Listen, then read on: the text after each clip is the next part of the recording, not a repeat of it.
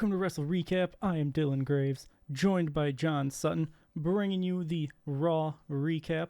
If you want to support WrestleRecap, you can like, share, and subscribe. You can comment down below and let us know how we're doing. But with that being said, let's get into it. Alright, so before Raw could even kick off, we had a Nightbird tease. Yeah, buddy. We actually had just one giant Nightbird tease, because the entire Then, Now, Forever intro was a Nightbird tease. So, if there hadn't been enough clues already to tell you that tonight's the night, and I don't mean the old Raw theme song, this should have told you that it's happening. It's happening. Everyone stay calm. Oh Stay my calm. god, Stay it's happening. calm. So, with that out of the way, we get into Raw itself. And the show starts with a video package recapping all the events that took place at Clash at the Castle. You know who else recapped all those events? Who? Us. So if you've made it this far in the video, go check out our Clash at the Castle video. Hey, good for you for getting Shameless. this far in the video. What's that? I said good for you for getting this far in the video, and I'll keep going. Yeah, shameless Might hear it plug, a by few the more way. times. We're also shown that Drew McIntyre is in the building. And, you know who else is in the building? Who? Seth freaking Rollins. Yeah, Let's go. buddy. That was a quick vacation. Yeah, man. I mean, had to put them doubters to shame that Becky's most likely going to be coming back too, you know? After like a week off. Nah, I mean, she's probably going to take a little bit more. I've not heard any news, but then again, I've not been keeping up with stuff over the last 2 weeks, oddly enough, because when I'm not at work, I don't listen to the various places that I get my news from. So Yeah. I need to go back to work so that I can start keeping back up with stuff, Yeah. which unfortunately I have to do tomorrow.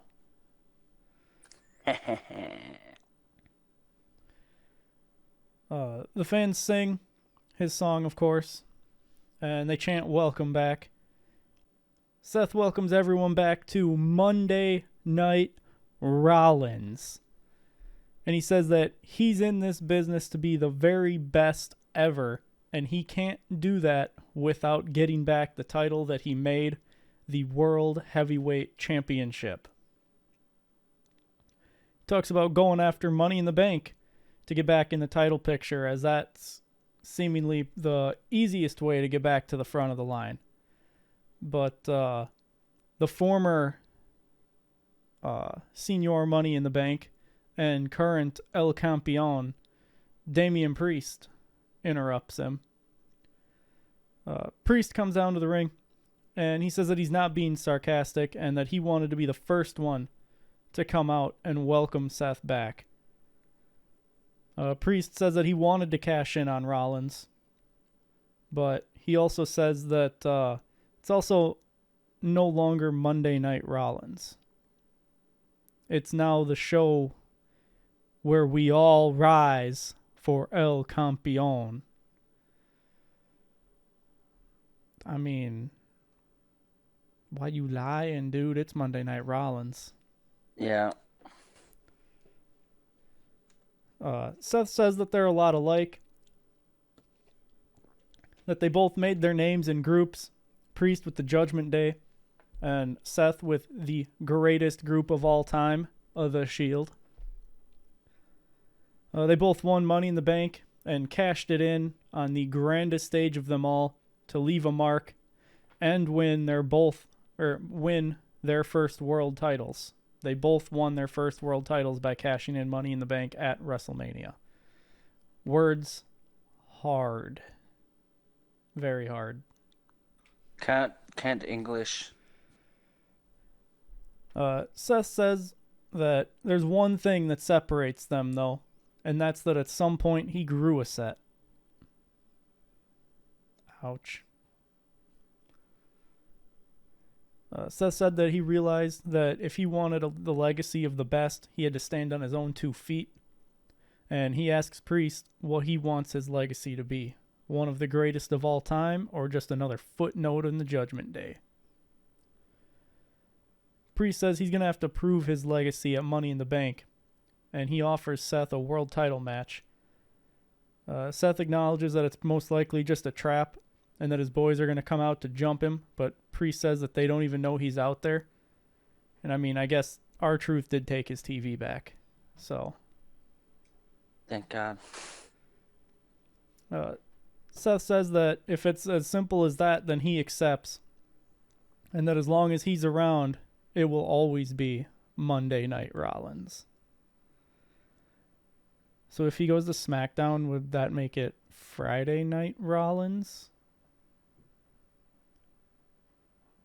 Or the Friday Night Messiah. Seth SmackDown? Nah, definitely not. We're then told that there will be 2 Money in the Bank qualifier matches tonight. One for the men's and one for the women's. In the men's qualifier, we'll have Jey Uso taking on Rey Mysterio, taking on Finn Balor. So Jay's going to win because he's literally on the poster for the PLE. Newsflash. Yeah. Could have at least waited till after he qualified to show the poster, but, you know. That just proves that he's going to lose anyway, so. I mean, I want to wait and see who's in it before I decide whether or not they're going to put the briefcase on him. Because the fantasy booking that I've been hearing and seeing is that Jay wins Money in the Bank, Jimmy comes back, and they use Money in the Bank to cash in on the tag titles to reunite as the Usos. Stupid. I mean, it's better than having Jey Uso as a world champion. Or just not have him win.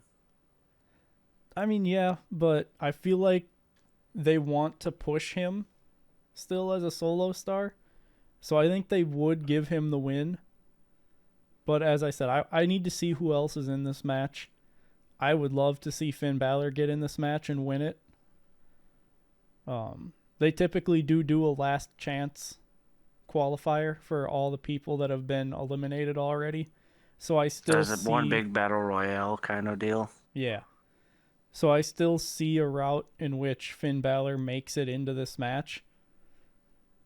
But if Finn Balor makes it, that is my, want pick. But I don't think he'll actually win, whether he makes it in or not. Yeah, we'll have to see. Yep. In the women's qualifier match, they've got Zelina Vega, Io Sky, and Kiana James. I noted here that it was probably going to be Kiana James since Zelina just doesn't seem like championship material. Obviously, no offense, but she's more often than not just being relegated to a valet. She's just kind of there when LWO has a match. Right. And I did not expect Io to win because I figured her losing would continue her spiral descent to eventually ending Damage Control. But it's the year of Io. Wrong. What's that? It's the year of Io. I mean, she won it last year too. So would this be the second year of Io? I don't know. Probably not, but we'll see. Only time will tell. Oh, we then get a flashback to Braun Breaker putting Ricochet through the windshield of a car. The name Ricochet, kind of ironic because he didn't ricochet off that windshield. He went right through it. Nah, he shattered it. But Shattered Dreams production. Yep. I'll see myself out after that one. You got it from here. 24 karat gold production. Following the flashback, we're shown from earlier in the day and Adam Pearce's office where Chad Gable and Alpha Academy come in. Gable wants another rematch since it was Otis and Maxine's fault that he lost. And I'm so glad that we did not Yeah. I'm so glad that we didn't just have Adam Pearce be like, yeah, okay, that makes sense. But instead he told Gable that he's got to go to the back of the line and win his way back. But that also tells me that we're not done with Sammy and Gable and the Alpha Academy and all that stuff. Whatever this rivalry is at this point. Yeah, whatever this mess is becoming. Gable says that he wants to face someone tonight then. Anyone. And Pierce says that he has just the perfect opponent. And he smirks. I noted that I thought it was going to be Braun Breaker. I was wrong. But nevertheless. Alpha Academy come out. Because that's going to be the first match of the night. Right? Yeah, first match of the night. And then we get a commercial break. And when we come back from the commercial break, we see that Unholy Union are here with their newly won women's tag title belts. And then we find out that Chad Gable's opponent is Braun Strowman. So, I mean, I at least had the first name kind of right. Braun. We're there. Braun. Right ballpark. Braun. Just depends on how you're going to say it. Some people say them both exactly the same. But Gable doesn't look that enthused about this matchup. And I also noted that Perk Gable looks so small compared to Strowman. He's not that tall of a human to begin with. He's not that short of a human either. Gable is, I want to say he's probably like 6'1". Let's see. Oh, definitely not. He's 5'8". So yeah, he's definitely short. Damn, he's shorter than us. Yeah, he's definitely short. Damn. Okay, Rey Mysterio. Yeah, how tall is Rey? Isn't he like 5'6"? Yeah, Rey is 5'6". So Gable's not that much taller. And he's not even a high flyer. That's crazy. That's wild. That's some Tom Cruise camera angles right there to make him look taller.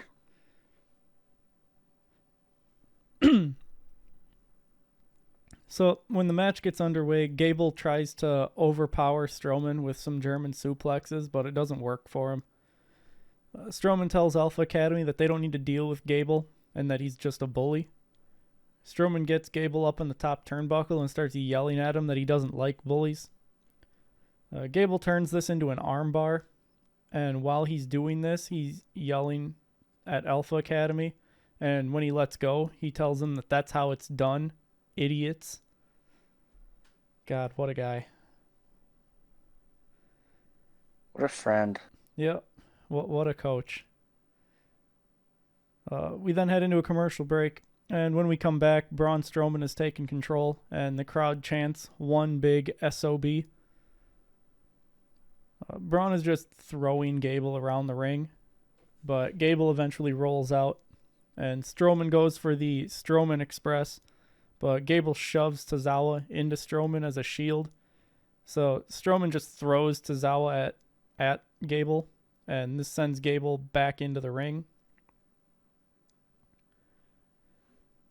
Gable starts targeting Strowman's leg as he's trying to re-enter the ring, and he ends up going up to the top and gets caught with a spinning tilt-a-whirl power slam. I guess he didn't go up top. He ran off the ropes and gets caught in the spinning tilt-a-whirl power slam.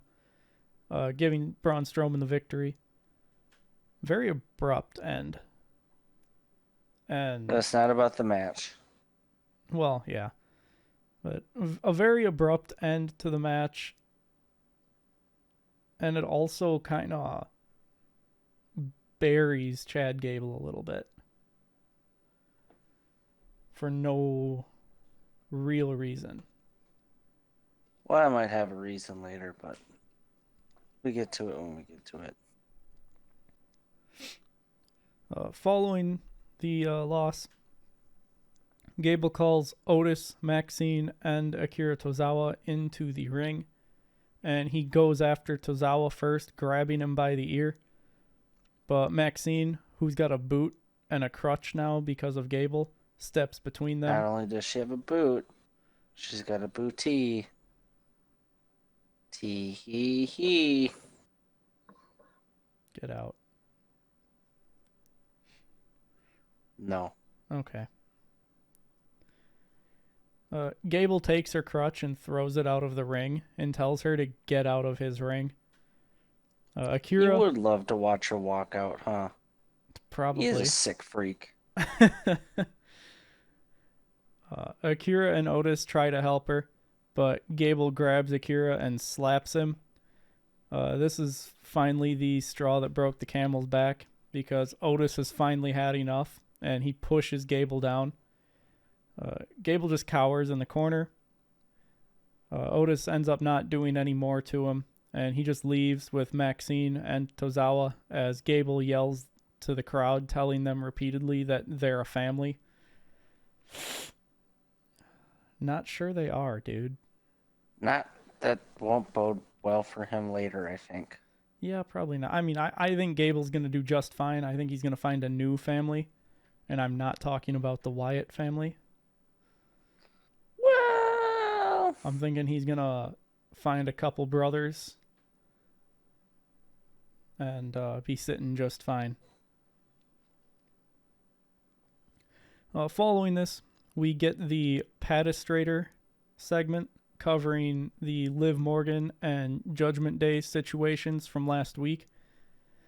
And I got on here that Pat points out that Finn took the room key with like wow emoji, like a shocked emoji, because they're actually pointing this out to everybody. So obviously it's not going to be kept a secret much longer. But I did comment again that good thing they don't have R-Truth TV anymore, on the assumption that somehow the Judgment Day still wouldn't have seen this. very true. They also then show us that Liv had posted a tweet on X saying Happy Father's Day, Daddy, and tagged Dom in it. Gross. Dude, that word just to me is gross. I don't know why. Yeah, it's something. Then we're in the Judgment Day's clubhouse, and Dom is looking for something. We see that, or we kind of just overhear that JD and Carlito are talking about what seems to be a video game. I'm not sure if that's the case, and if it is the case, what game it would be. Finn says that they got to deal with this Braun Strowman problem, and he says he's got Priest's back against Seth, but Priest wants to talk to him about that key card from last week. So apparently they do somehow still see the show, so it's only sometimes that they don't. Finn says that it sounds like Priest is accusing him of something, and that he took it to protect Dom, but it's taken care of and is in the trash now. Not like it'd work at the hotel that they're at this week anyway, but sure.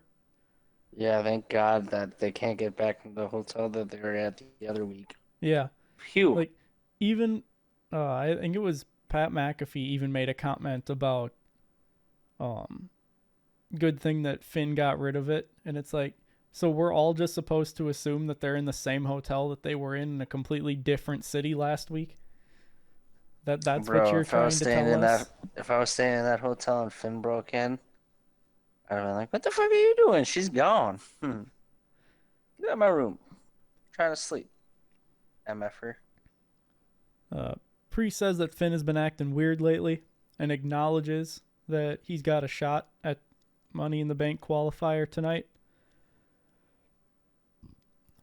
Priest wants to know that as champion, what are Finn's plans if he wins Money in the Bank? And Finn says that that's easy. He's going to cash in and become champ. And JD and Carlito both just stop talking and look. And after a brief hesitation there, Finn says, on Cody. And then all is good again. So, like, that line there makes me feel nervous like... laughter. Yeah. Like, that line makes me feel like Finn is going to get in the last chance battle royal and then win. But at the same time, I also don't think he's going to win. So it's... I need to see who all is in the match before I predict who's going to win it. But I don't know. I got a really strong sus on Finn winning this Money in the Bank, which I'm here for it.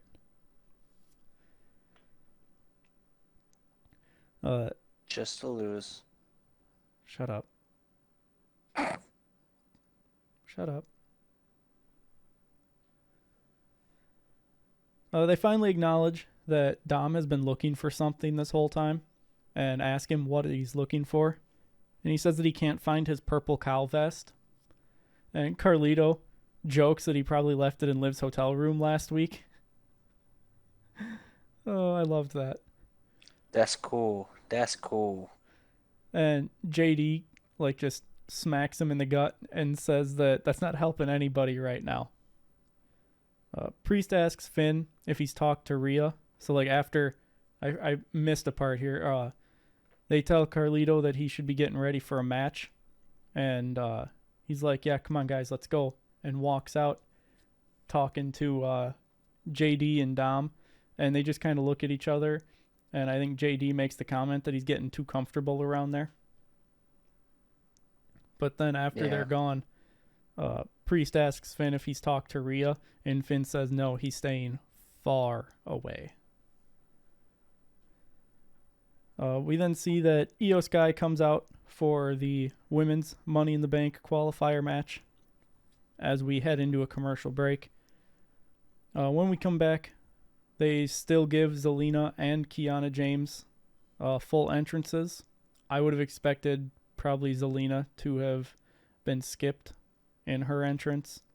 But, hey, maybe they actually want us to care finally. Io goes after Zelina first, and Kiana tries to get involved. Zelina and Kiana end up double teaming Io, and we get a couple quick pin attempts. Kiana and Zelina then fight, with Zelina coming out on top before Io takes out Zelina, and then hits a moonsault on Kiana to the outside. Zelina then hits a Meteora to Io on the outside, and we head into a commercial break. When we come back from the break, there is a superplex that leads to a triple down, as it was, I forget which two suplexing the third, but both Zelina and Io go for the pin, so they would have been the ones doing the suplex. I should have just read the rest of my line here. But the ref won't count it because obviously only one of them can win. Io and Zelina start fighting for control, with Io coming out on top. Kiana then comes in and hits a power bomb on Zelina for 2. Following this, Io rolls up Kiana for a near fall of her own, and they all just keep kind of jockeying for control of the match at this point. Kiana lifts Zelina up for something, but Zelina turns it into a Hurricane Rana on Io before sending Kiana into the corner with a wheelbarrow maneuver. Io takes out Zelina with a springboard missile dropkick and sets up to hit the over the moonsault on Kiana, but she just rolls out of the way, and Zelina hits a 619 on Io's legs to take her down. Zelina hits Code Red and gets a near fall out of it, but Kiana breaks up the pin. At this point, Liv Morgan comes down to ringside, and wouldn't you know, we found out where Dom's purple cow vest is. It just keeps on getting juicier. Liv coming out distracts Zelina because of the altercation they had last week during the match. And this allows Kiana to take Zelina out of the match effectively. Io then hits a Meteora, followed by the over the moonsault on Kiana James to pick up the win, while Liv mocks Zelina post-match. I believe she said stuff along the lines of, "Are you going to cry about it? And maybe next year?"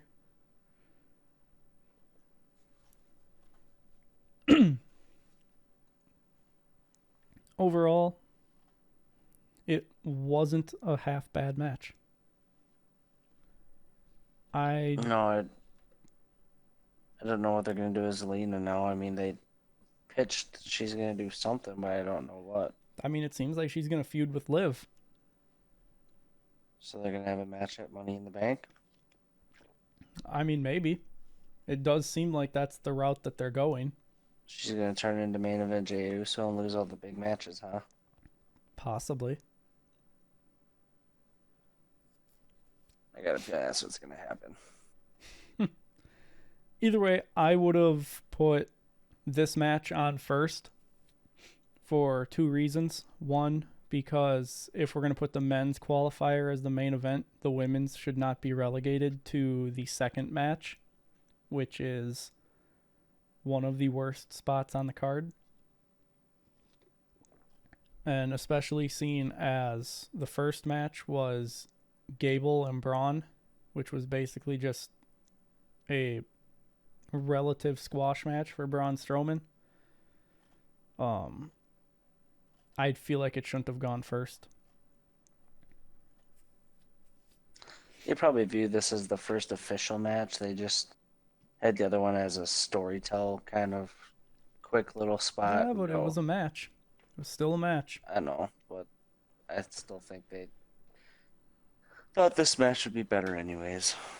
Even though it was in the second spot, I think they're happy with it. Oh yeah, it was still a good match. It was a good TV match. Honestly, one that could have been mid-card on a PLE, like a C-tier PLE, like a Backlash or a Clash at the Castle kind of thing. Yeah.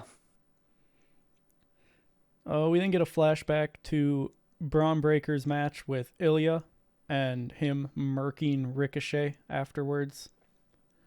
And then Sami Zayn comes out. So, I guess they did make the announcement that Ricochet will be out for an unknown amount of time. If he ever comes back, they added in there. Because obviously he has since told them that he has no plans to re-sign. So unless they throw an entire bank's worth of money at him, I doubt he'll be back. That and probably a world title opportunity. Yeah, but I feel like people wouldn't take the word of, oh yeah, we're going to give you a world title opportunity, because they don't have to follow up on that. You can put it in contract. I mean, fair, but I don't know. I don't know which world title Ricochet would hold. You know he wants the big boy ones. Everyone wants the big boy ones. Well, yeah, that would be the world title. But, like, Ricochet's good and all, but he doesn't have... He's got the in-ring ability, but he doesn't have the charisma to be a world champion. So... He'll just go reinvent himself in New Japan or something. Nah, he's going to go to AEW. Either way, he'll reinvent himself. I doubt it. He's going to be the same Ricochet that he's been before WWE. I mean, he probably won't be Dragon Gate Ricochet, because I don't think his body, I don't think he can physically do some of that stuff anymore. Like, Dragon Gate Ricochet was wild. But yeah, I don't know. I'm expecting him to land in AEW, where he'll probably remain a mid-card talent. Or get Unless... into a faction. What's that?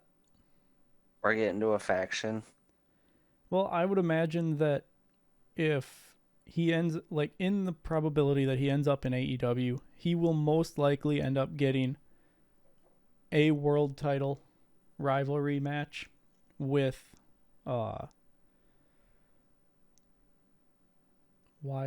Osprey. There it is. I kept in my head, I was thinking, my mind was yelling Zack Sabre Jr., but I knew that wasn't correct. Will Osprey, because Osprey has been campaigning very hard for Ricochet to come to AEW. So Interesting. I would imagine, and Osprey's going to be world champ, like, soon-ish. So As soon as Okoda's done, I can't say his name right now. You know what I mean? I don't. Isn't the Rainmaker the champ right now? Okada? No. Yeah. Okada is, I believe, the Continental champion? Question mark? Oh, it's Swerve Strickland. That's the champion. That's right. Yes, sir. Swerve Strickland is. Or not here for AEW.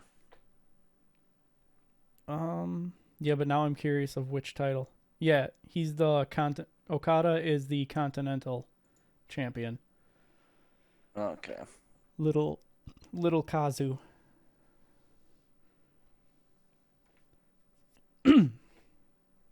But anyway, back to Monday Night Raw. Sami Zayn comes out as we head into a commercial break. And when we come back from the break, Sami says that he's proud to still be champ. And then he addresses Chad Gable. And I was so very close to just skipping this segment altogether. Because it's like, I am not about to sit and just watch, like, just see them go through the match with the Just same recall result. it again. Yeah. And then just come out here and spew the same lines at each other for the next month before they face each other again. But that's not exactly what he all said. He did say that he's finally moving on from Chad Gable and that he feels for the Alpha Academy. And he says that with what's been happening recently, he's convinced that Otis and Alpha Academy will leave Gable when they are ready, just like he had to do when he left the Bloodline. Sami said that he's got to defend his title against anyone and everyone, and then Braun Breaker interrupts. And I was very hyped when Braun Breaker came out, because, oh man, I would love to see Braun Breaker cut this man in half with a spear and then stand over him with the title. But at the same time, if they're going to hand Braun Breaker his first main roster, like, official loss, Sami's going to be the one to do it. They just had the man beat Gunther. Yeah. So, I don't know. I'm kind of torn on it. I think he wins the first time, but they'll make it a SummerSlam match or Bash at Berlin, and he'll win it there. I'm expecting it to be a triple threat at Money in the Bank. Between who? Clearly you didn't see all of this segment, so you'll find out in a moment. Sami asks if Braun... Oh, yeah, so Braun Breaker gets in the ring, and then they kind of just stare at each other. So Sami breaks the silence by asking if Braun interrupted him just to stand there, or if he's going to say something. Braun says that he doesn't have much to say, or that he doesn't have to say much, because Sami knows what he's out there for. Braun says that he's left a long list of bodies since arriving, and Sami is next on his list. And he plans on taking the IC title. He was very close to just saying that Sami is next, at which point Goldberg would probably be firing up the call to the lawyers. Very upsetty. Oh, yeah, big mad. And then who would interrupt here? Any guesses? Woo! Chad Gable. No. Uh, I would have skipped to the end of this segment if Chad Gable came out here. what the hell's his name? Bronson Reed. Good guess, but no. Sheamus. Oh, Sheamus that's interrupted. right. And Jesus Sheamus Christ, I remember calls watching this. Sheamus calls Sammy a fellow ninja. I don't know why Careful. I found that so funny. Careful there on the words. Sheamus wants a shot at the title, as it's the only title that he's not won. Braun takes offense to Sheamus coming out and ignoring the fact that he is also there too. And Braun tells Sheamus that nobody cares about his sob story and what titles he hasn't won. And he says that he'll kick Sheamus's ass too. Sheamus calls Braun the new kid and tells him to get to the back of the line before he makes him.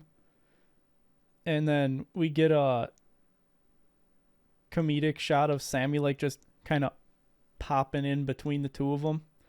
And it says that it looks like they need to sort this out. So he's going to go talk to Pierce and set up a match between them tonight. Like, what a guy. Two people both want a challenge for his title. So he's just going to be like, you know what? You guys do this. And then I'll talk to whoever wins. Yeah. We then get a promo vignette for Dragon Lee talking about getting revenge on Carlito for taking him out of WrestleMania. And then Dragon Lee comes out and Michael Cole informs us that he thinks he'll be fine this week since Dragon Lee is in solo competition. I would hope so.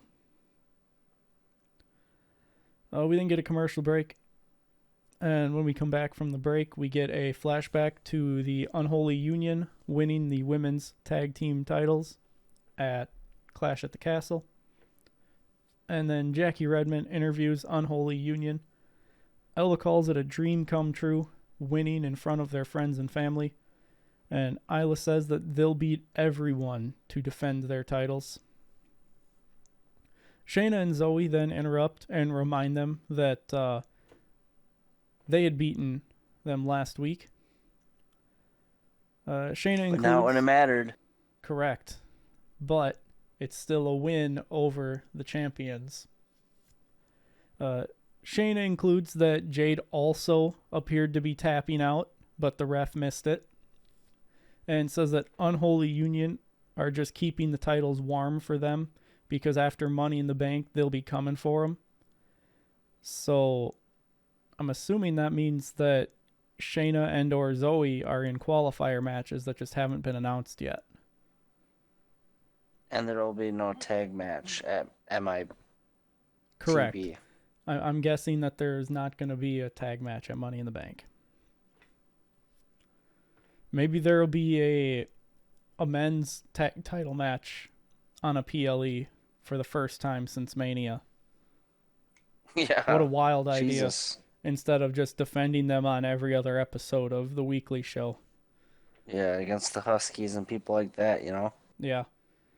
Like, what a way to take the titles from feeling like they were going to mean something and then making them mean nothing other than being a joke. Yeah, being tools for two different teams that are currently in what is mostly comedic scenes. It's a wild world. Yeah. Then it's time for Dragon Lee, accompanied by the LWO, at least part of it, that being Rey Mysterio, Zelina. No, Zelina wasn't out there, was she? No, 'cause she had a match earlier. So it was just Rey and Joaquin Wilde, I think it was. Yep. And then it was Carlito with the Judgment Day being JD McDonough and Dominic Mysterio.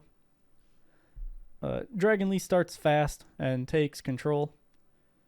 He kicks Carlito out of the ring and goes for a crossbody, but Carlito catches him and throws him into the barricade. Carlito then taunts Ray, allowing Dragon Lee to hit a Hurricane Rana on Carlito as we head into a commercial break. When we come back from the commercial break, Dragon Lee has control and hits a splash for a near fall. Carlito catches Lee and hits a fireman's carry cutter for a near fall. Carlito gets Dragon Lee up top, but Lee knocks him down and into like the Tree of Woe position kinda before hitting the double stomp move that Dragon Lee seems to hit pretty regularly. Lito hits a back body drop, followed by a sit-out powerbomb for 2. Then Liv Morgan comes out wearing Dom's vest. Zelina Vega... No, because Zelina came from behind. That's right. So Zelina comes from behind and attacks Liv, and a brawl ensues on the outside, allowing JD to sweep Dragon Lee's legs while he's, I believe, going up on the top rope. This gives Carlito the advantage, where he hits a backstabber and picks up the win.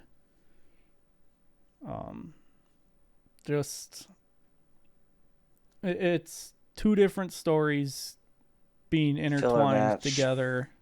Yeah. Not all that interesting. Yeah.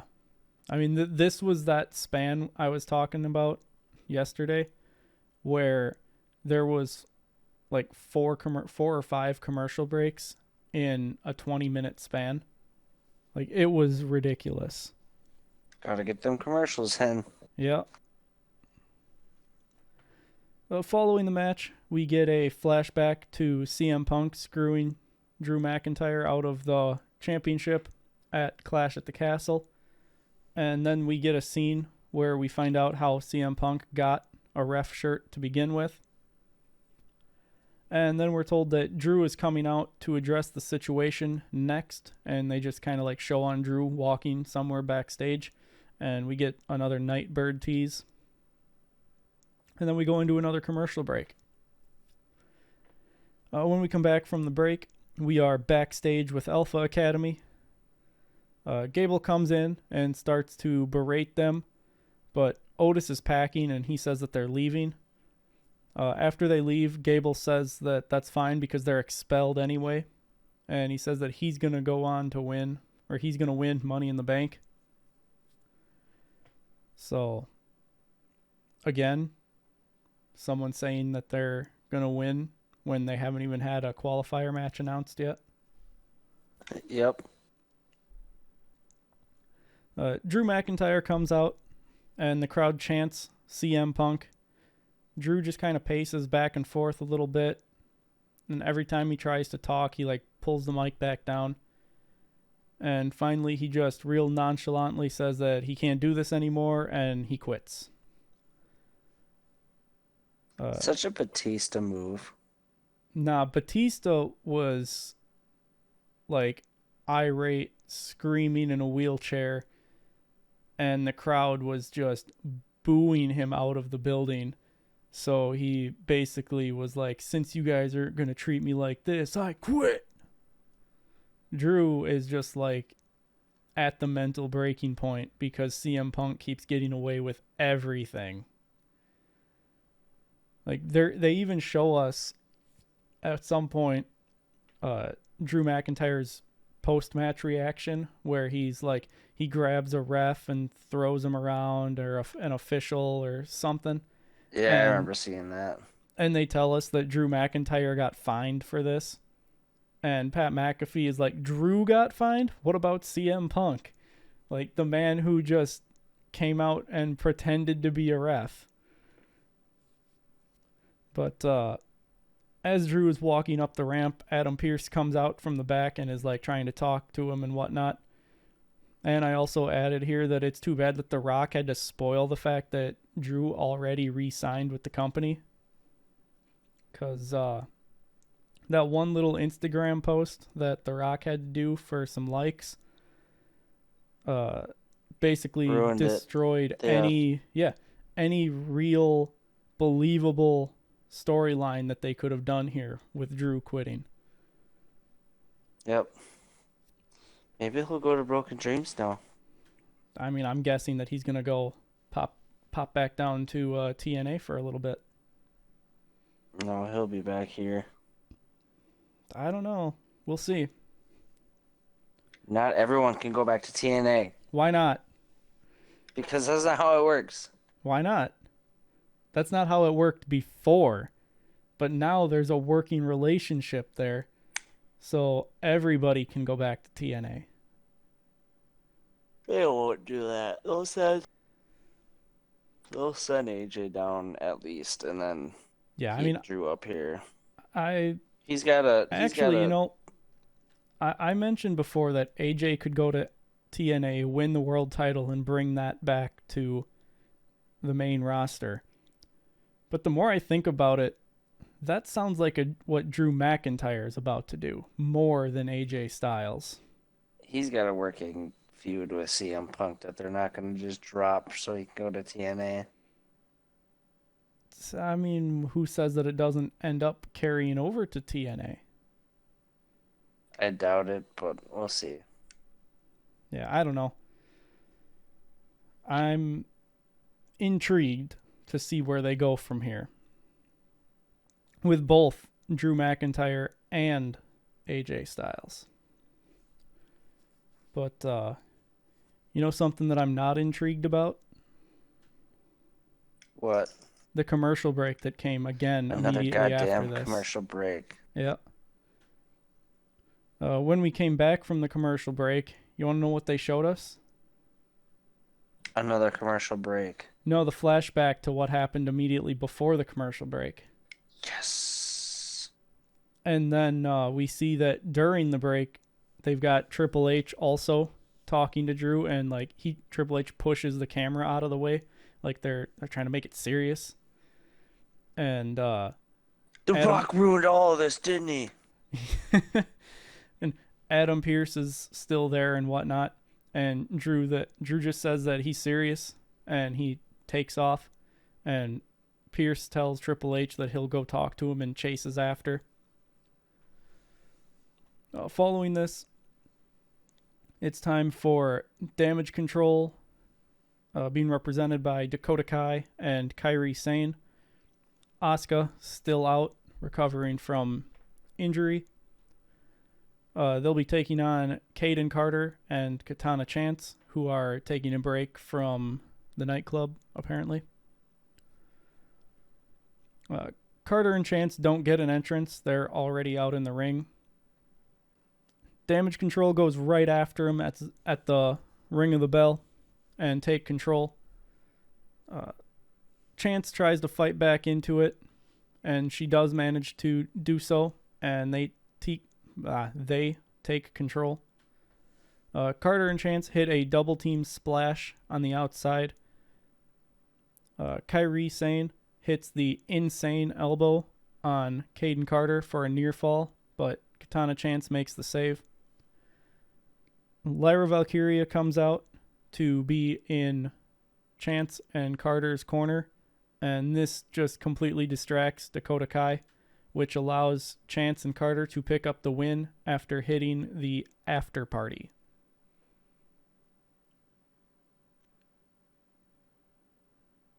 What was the point of this? Yeah, what did this serve? But nothing but a filler match. Yeah. Following this, we're told that Sheamus and Braun Breaker has been made official, and it's next. But that was a lie, because you know what was really next? Another commercial break. You bet. So after the commercial break, we get a flashback to the start of the show. And then we see backstage that EO is not happy with Dakota Kai and Kairi Sane losing. And EO says that Damage Control has to change, or she will change it herself. Not sure what they're going with here, but I am curious to see where this goes. One thing that they tend to severely lack is storylines for the women's roster that don't just revolve around a title. So this is a storyline that's away from a world title. So I'm intrigued to see where they go with it. We then see that Sami Zayn's going to be at ringside for the Sheamus versus Braun Breaker match, which has essentially been built to be an unofficial number one contenders match for the IC title. They start the match with a stare down and just a bunch of like headlocks, collar and elbow tie-ups, stuff like that. They eventually spill out of the ring where they trade punches before going back into the ring. Braun runs the ropes and levels Sheamus with a massive clothesline.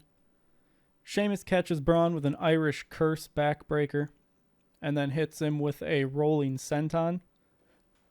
Braun hits a standing exploder suplex before just posting himself. I'm assuming he was going for a spear and Sheamus got out of the way. Sheamus clotheslines Braun out of the ring. And Sheamus hits a running clothesline from the apron to the floor. When they're getting back into the ring, Braun hits a hot shot and a running knee to send Sheamus off of the apron. Braun then hits a diving clothesline from the apron across the announce table. And that takes us into a commercial break. When we come back from the break, Braun hits a gut buster for a near fall. And he begins verbally berating Sheamus while getting in his face.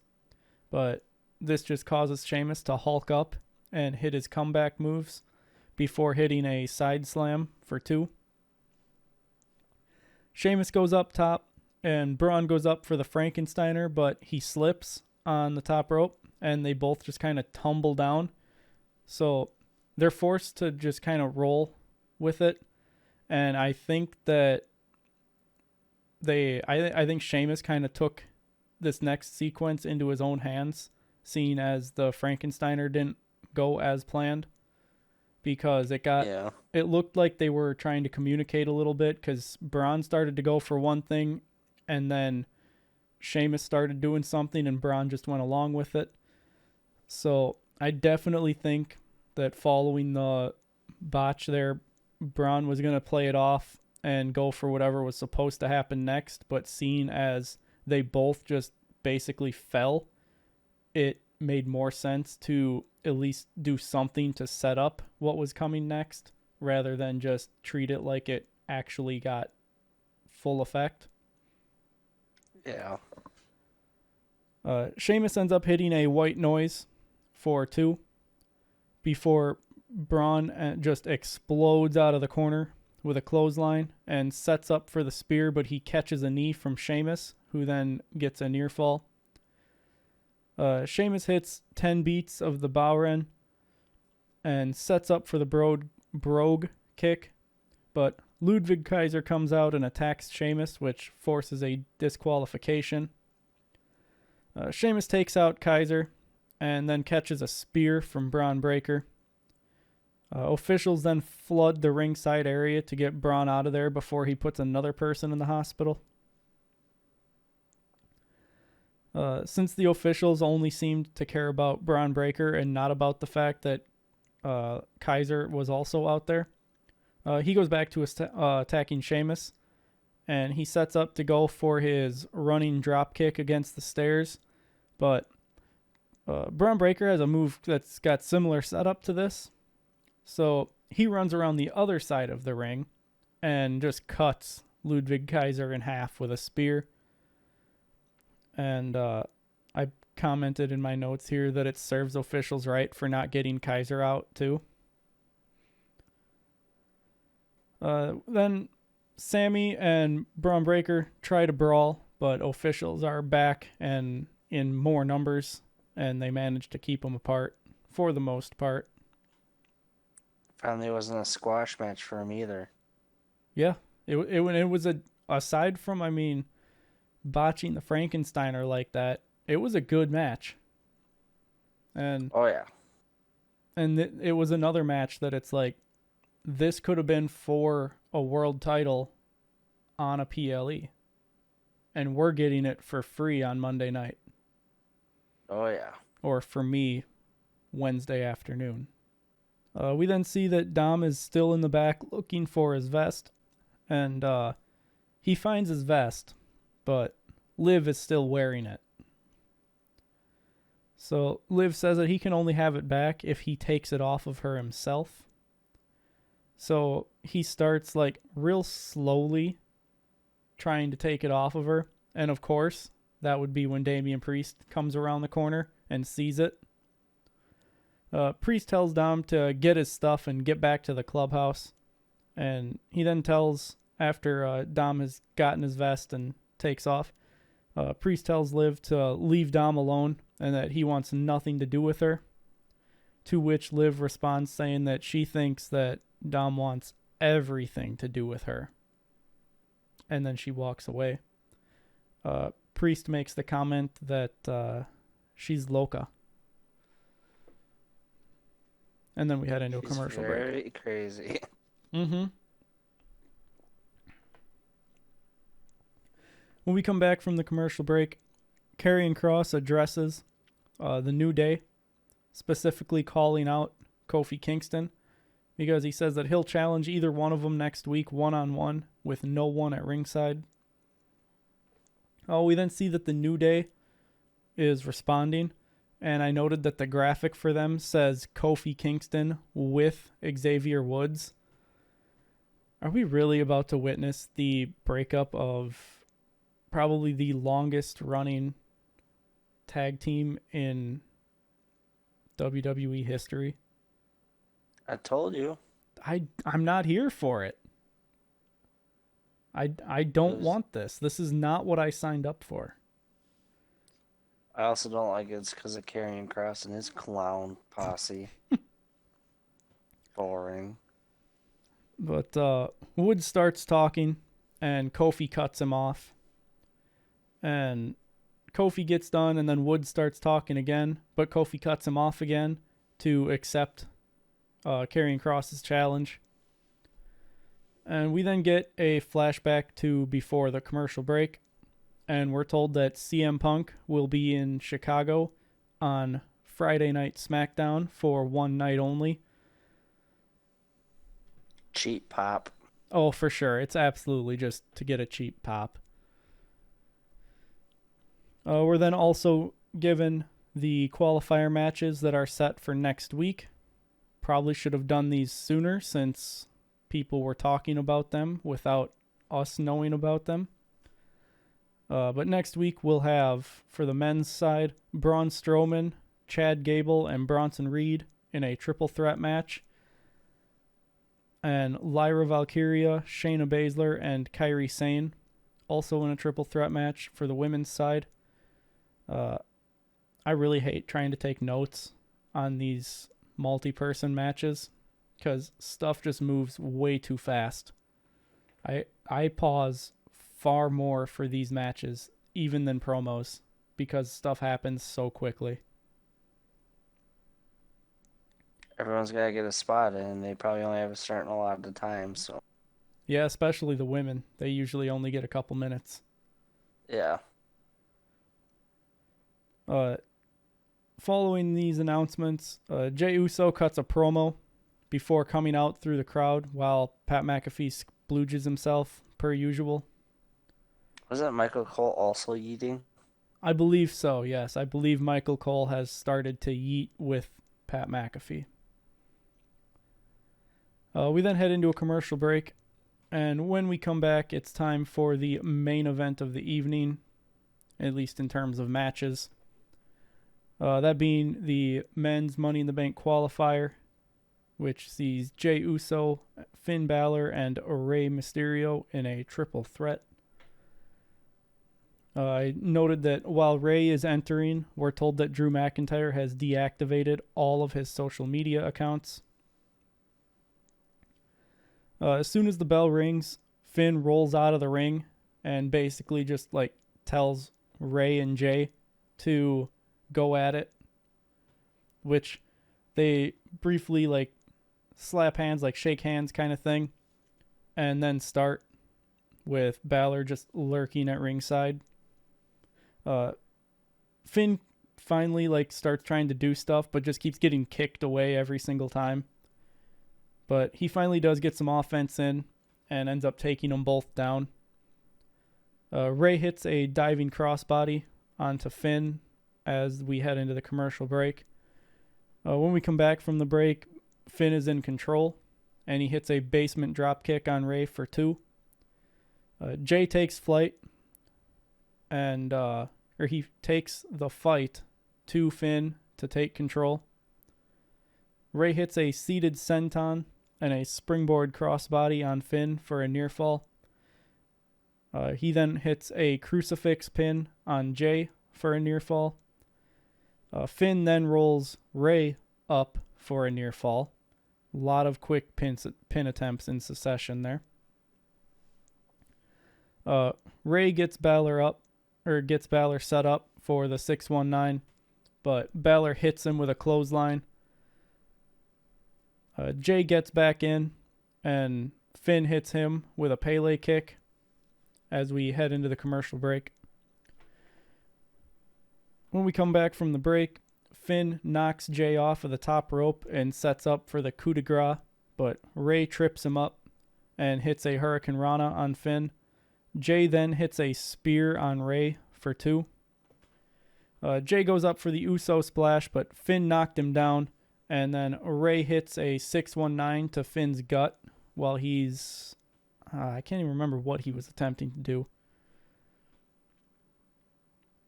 But Ray then hits an actual 619 on both Finn and Jay individually, followed by hitting one on them together.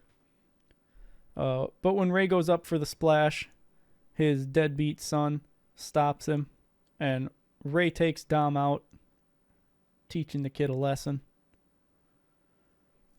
JD and Carlito come out and attack Ray before Braun Strowman chases them out of the arena.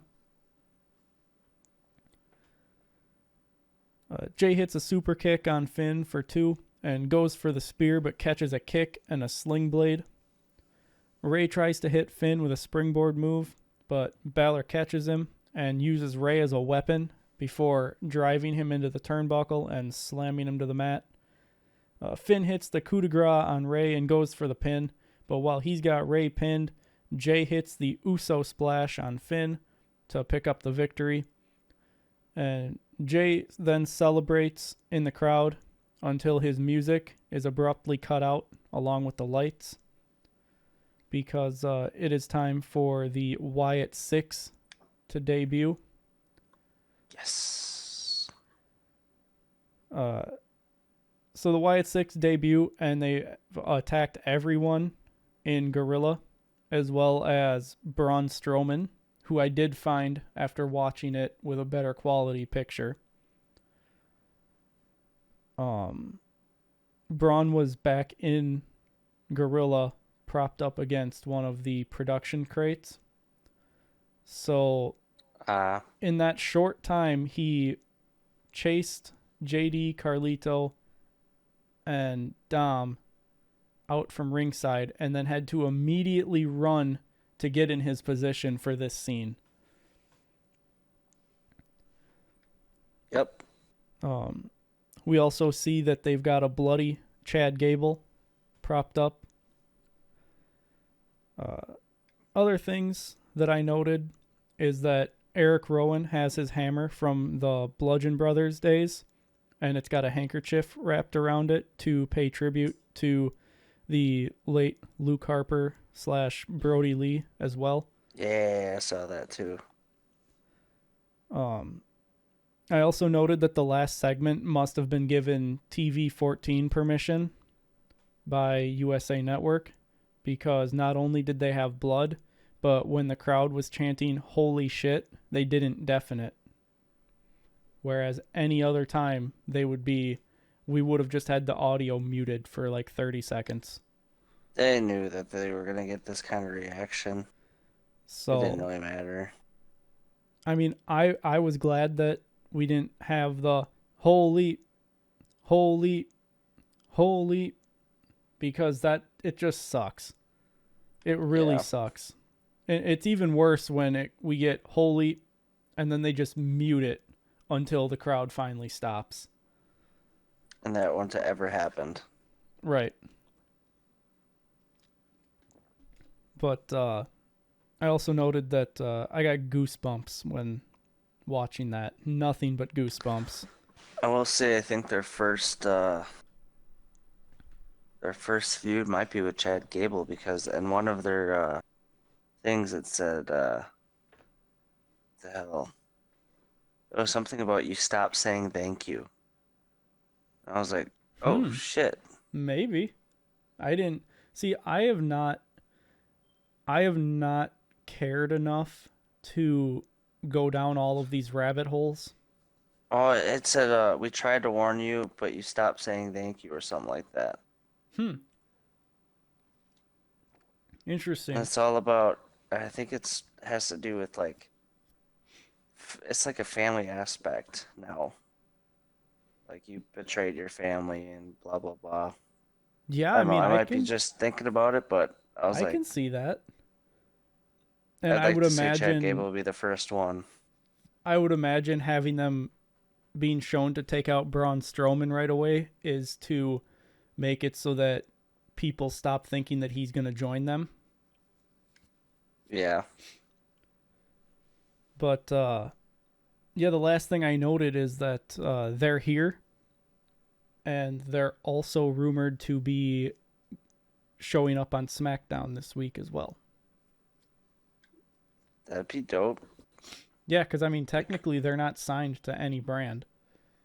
Nope. None of them got drafted anywhere.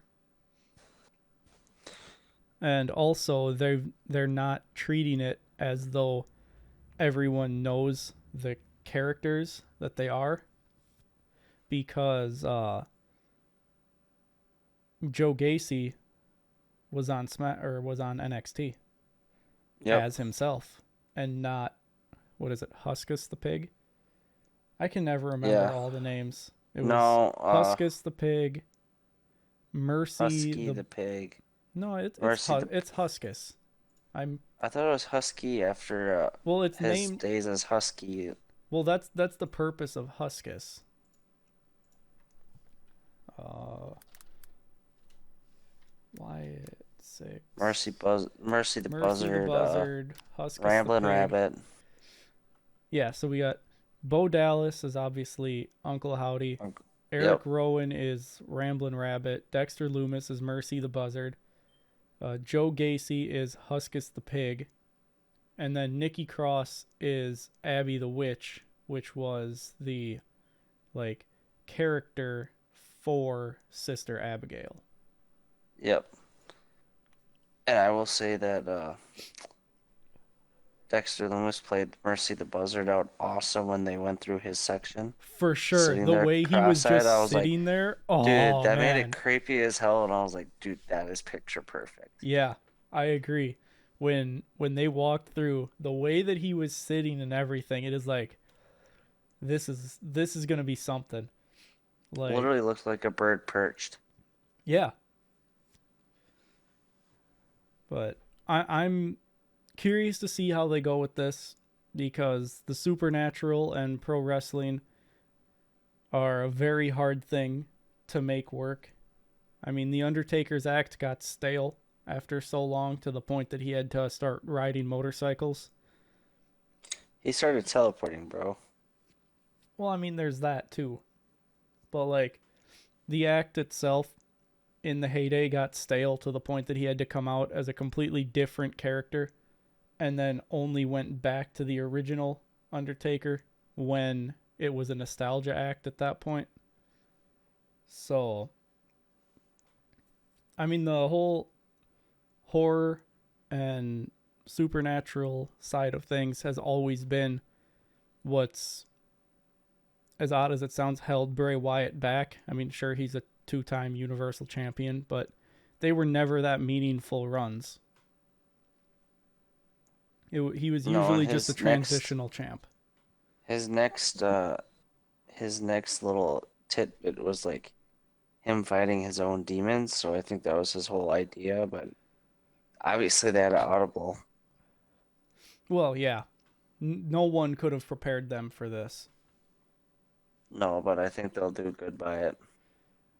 I definitely think that everything that they're doing, like, I would imagine that they've combed over every last bit of like sketches and writing and anything that Wyndham left behind. Yeah, because he did all of his characters. Like he wrote everything. He drew including most his of it. Bray Wyatt day.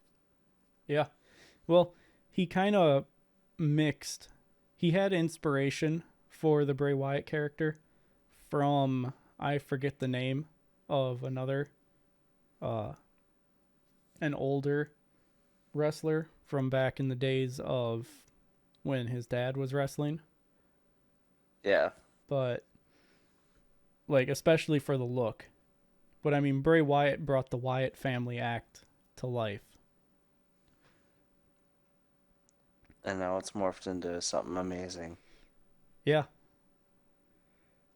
It's honestly, it's just a shame that the only reason we have this is because of what happened.